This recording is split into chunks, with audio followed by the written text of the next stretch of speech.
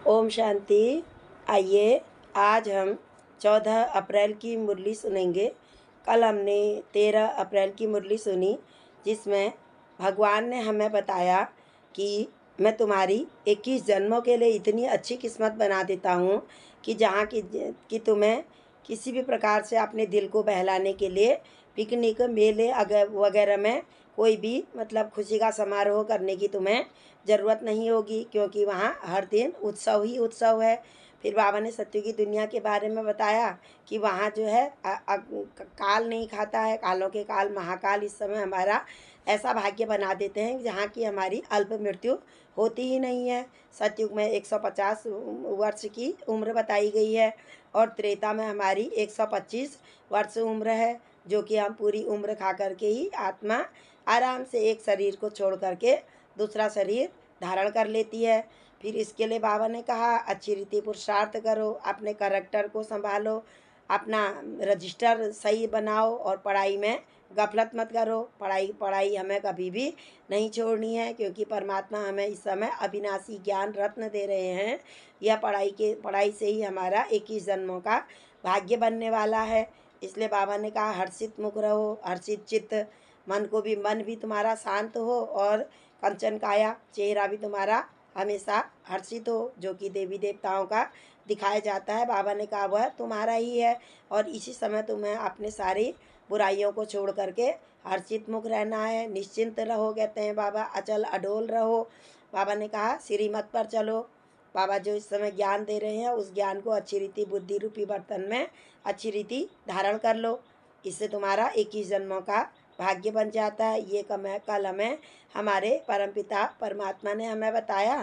तो सुनते हैं आज की 14 तारीख की मुरली। आज है 14/4/2024 प्रातः मुरली। अव्यक्त बाप दादा अव्यक्त मुरली है आज संडे की, और रिवाइज कोर्स है 15/3/99। हेडिंग है कर्मातीत अवस्था तक पहुंचने के लिए कंट्रोलिंग पावर को बढ़ाओ, स्वराज्य अधिकारी बनो। कंट्रोलिंग पावर, हमें कंट्रोलिंग करना है सारी हमारी। ये मैं आत्मा राजा हूँ और ये जितनी भी मेरे आर्गन्स हैं ये सब मेरे कर्मचारी हैं। इन्हें कंट्रोलिंग से और रूल से भी चलाओ, नियम से बाबा ने कहा इनको चलाओ।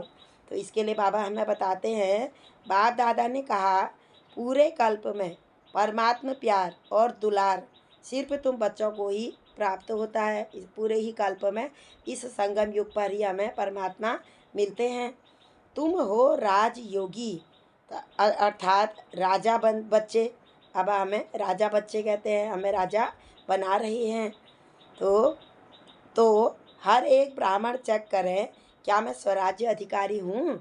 मैंने इतनी अपनी स्थिति बना ली है कि मैं आत्मा राजा हूँ और यह सारी कर्मेंद्रियाँ मेरी कर्मचारी हैं। ये वही करेंगी जो मैं चाहूँगी। इन्हें जिस रीति चलाना चाहूँ वह इस रीति ही चलेंगी। तो बाबा ने कहा चेक करो, हर एक राज्य कारोबारी मेरे ऑर्डर में कार्य कर रहे हैं।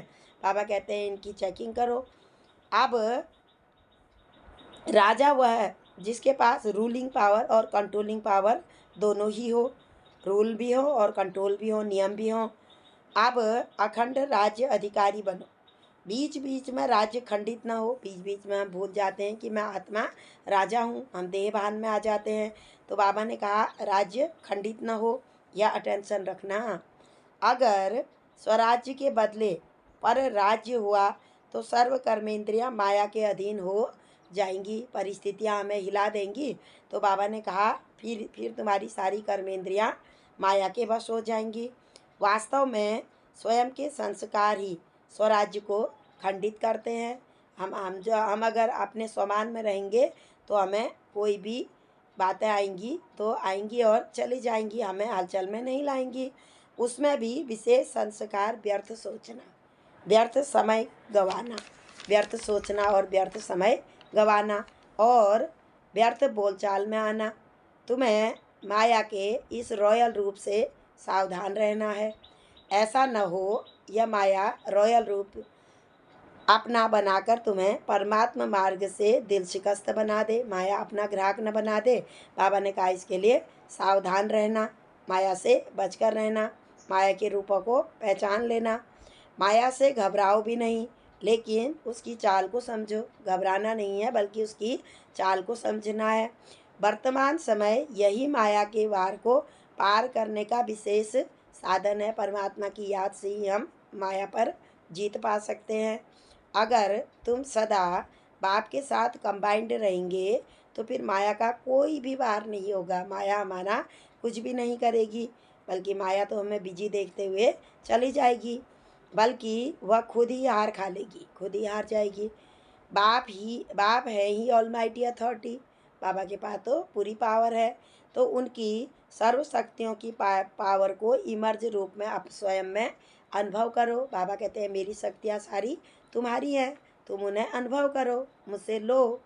आज का मधुर वरदान है बाबा का हमें, विघ्नकारी आत्मा को, कोई भी आत्मा, जीवात्मा यदि हमें विघ्न देती है, कोई किसी भी कार्य में हमें विघ्न डालती हैं, तो बाबा ने कहा विघ्नकारी आत्मा को शिक्षक समझ करके, शिक्षा लेकर के उनसे पाठ पढ़ने वाले अनुभवी मूर्त भव। यदि कोई भी हमारे सामने, बाबा ने कहा विघ्न नहीं आएंगे, तो फिर बाबा ने कहा तुम विघ्न जीत माया जीत कैसे बनोगे।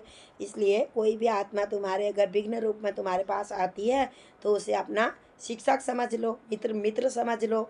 जो आत्माएं विघ्न डालने के निमित्त बनती हैं उन्हें विघ्नकारी आत्मा नहीं देखो, उनको सदा पाठ पढ़ाने वाली, आगे बढ़ाने वाली निमित्त आत्मा समझो। यह आत्मा मुझे पाठ पढ़ा करके मुझे आगे बढ़ा रही है, क्योंकि अनुभवी बनाने वाले शिक्षक समझो। जब कहते हो निंदा करने वाला मित्र है, निंदा जो हमारी करे वह हमारा परम मित्र है, तो विघ्नों को पास करा के अनुभवी बनने वाले शिक्षक हुए ना। विघ्नों को पार कर लिया उनके द्वारा हमने, तो हमारे शिक्षक हो गए ना। इसलिए विघ्नकारी आत्मा को उस दृष्टि से देखने के बजाय सदा के लिए विघ्नों से पार कराने के निमित्त, अचल बनाने के निमित्त समझो। इससे और भी अनुभव की अथॉरिटी तुम्हारी बढ़ती ही जाएगी। अनुभव, विघ्न आएंगे और विघ्नों को पार करेंगे तो तभी तो पता चलेगा कि हम विघ्न विनाशक गणेश हैं। गणेश भी तो हमारी ही यादगार है। तो बाबा ने कहा जिनने अपने विघ्नों को दूर कर लिया वही विघ्न विनाशक गणेश है। तो बाबा ने कहा विघ्नों को पार करने वाले अनुभवी मूर्त बनो। स्लोगन है कंप्लीट के फाइल ख़त्म करो, कंप्लेन की फाइल ख़त्म करो, फाइन और रिफाइन बनो। फाइन और हमें रिफाइन बनना है। बाबा ने कहा समय बहुत अंत में पहुंच चुका है, इसलिए बाबा ने कहा शिकायतें ही करते नहीं रहो, ऐसा होता है, ये हो गया, इसने मेरे साथ ऐसा किया वैसा किया। बाबा ने कहा व्यर्थ की कंप्लेन मत करो, बल्कि फाइनल में आओ और कर्मातीत अवस्था बनाओ अपनी, और रिफाइन बनो, यानी कि बहुत ही निमित्त निर्माण चित्त बनो। अच्छा, ओम शांति, ओम शांति, ओम शांति।